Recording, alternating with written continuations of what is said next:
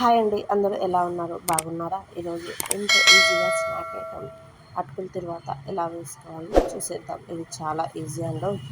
ఇందుకోసం ఇలా పేపర్ అటుకులు, పల్చని అటుకులు తీసుకొని జల్లెడ పెట్టుకోండి. ఇప్పుడు స్టవ్ మీద ప్యాన్ పెట్టుకొని అందులో ఆయిల్ వేసుకోండి. ఆయిల్ హీట్ అయ్యాక అందులోకి ఒక కప్ పల్లీలు వేసుకున్నాను. ఇవి బాగా ఫ్రై అవ్వాలి. ఇప్పుడు ఇందులోకి నేను కొంచెం జీరా కూడా యాడ్ చేశాను. జీరా వేయడం వల్ల మనకి మంచి స్మెల్ అనేది వస్తుంది. ఇప్పుడు ఇందులోకి హాఫ్ కప్ పుట్నాల పప్పులు వేసాను.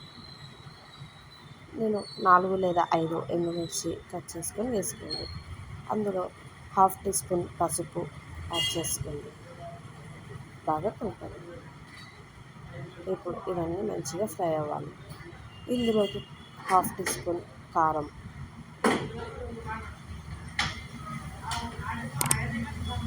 వేసుకొని బాగా కలుపుకోవాలి.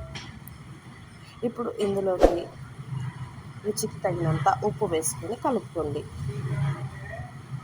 ఎక్కువసేపు కలపద్దండి, మళ్ళీ పసుపు అనేది బ్లాక్ కలర్ అవుతుంది. అప్పుడు అటుకులు వేసిన బాగోరాదు.